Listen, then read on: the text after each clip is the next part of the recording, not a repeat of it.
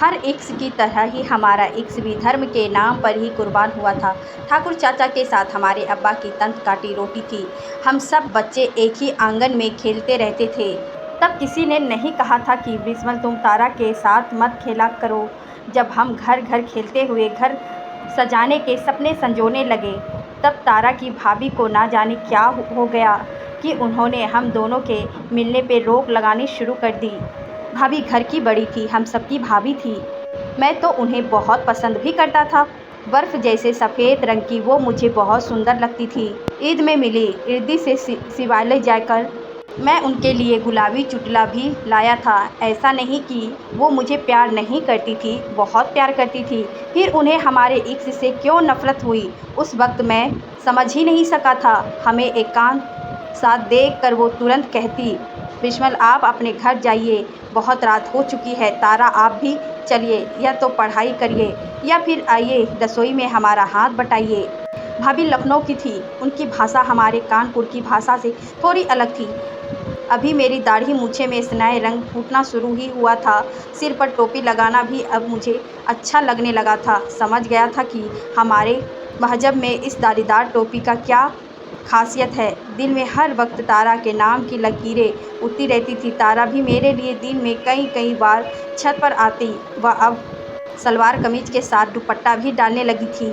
अब्बा की दुकान से ही पीला वाला जरी वाला दुपट्टा लेकर मैंने उसे जन्मदिन पर तोहफे में दिया था। अब्बा ने कहा भी था, तेरी अम्मी उसके लिए पूरा सूट लेकर गई है। साहबजादे, फिर आप अपनी तरफ से दुपट्टा क्यों कर ले जाना चाहते हैं?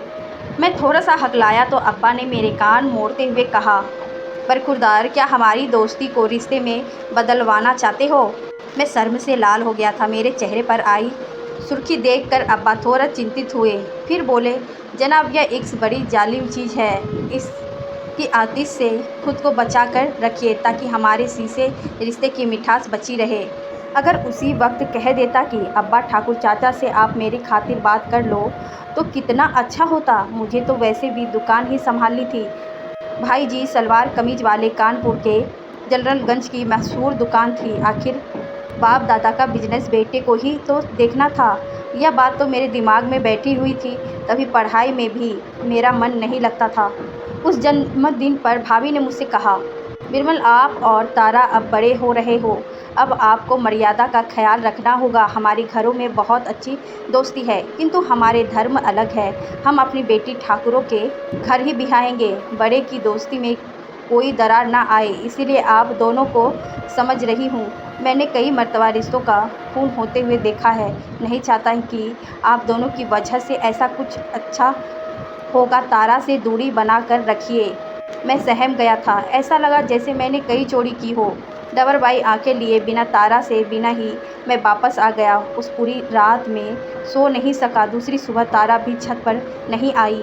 मेरे भीतर पनपा एक से सुनग उठा। उसे किसी भी तरह एक नज़र से देखने को मैं बेचैन होने लगा। छत और आंगन की कई चक्कर लगा लिया, पर भाभी छोड़ तारा एक बार भी नहीं दिखी। भाभी मुझे टहलते देख कर बोली भी थी, जाकर पढ़ लीजिए। हाई स्कूल की परीक्षा ज़िंदगी में आगे बढ़ने के लिए पहली सीढ़ी होती है।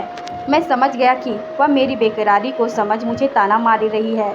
जी किया छत पर पड़ी ईंटा उठाकर उनके ऊपर दे मारूं, पर डबरबाई आंखें लिए नीचे आ गया। दोपहर तक अचानक शहर ही जल उठा। नारे तकबीर और जय श्री राम के नारे ने गलियों की गंगा जमनी तहजीब को नंगा करके रख दिया। मैं समझ नहीं पा रहा था कि हो क्या रहा है। जनरलगंज से अब्बा को ठाकुर चाचा अपनी कार में छिपाकर लेकर आए। हम सब ठाकुर चाचा के घर में छिप दिए गए। ठाकुर चाचा ने ही खबर दी कि हमारी दुकान जला दी गई है। 8 दिन हम उनके घर के नीचे बने तहखाने में छिपे रहे। उस वक्त भी भाभी ने हम सब का बहुत ख्याल रखा था। ठाकुर चाचा बाहर के सभी लोगों से छिपकर हमारे लिए बहुत सारे इंतजाम करते रहे। फिर अब्बा ने अपनी और मेरी टोपी बैग में रखकर चैन लगा दी। रात के अंधेरे में हमें अपना शहर और देश दोनों छोड़कर विदेश जाना पड़ा था।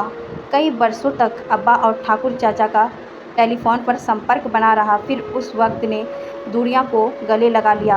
बीते कई वर्षों के अंतराल के बाद इस साल कई बार भाभी का फ़ोन आया कि उनकी तबीयत बहुत ख़राब है, वो मिलना चाहती है। तब मुझे दुबई से आना ही पड़ा। भाभी का सफ़ेद चेहरा पुराना कागज़ सा पीला पड़ा हुआ था। मिलते ही भाभी ने हमें हमारे घर के कागज़ दिए और कहा, बहुत सालों से आपकी अमानत संभालती हुई थी, अब आपके हवाले करती हूँ। बड़े की दोस्ती में कहीं दाग ना लगे, इसीलिए अपनों से लड़कर भी हवेली बचाती रही। मुझसे रहा नहीं गया, पूछ ही बैठा, भाभी आप इतनी अच्छी हो, फिर भी आपसे एक बात पूछना चाहती हूँ, तारा के बारे में। नहीं, आप बस यह बताइए, जब आपने हमारे परिवार का तब से लेकर अब तक इतना ख्याल रखा तो आपको मेरा और तारा का मिलना क्यों मंजूर नहीं था?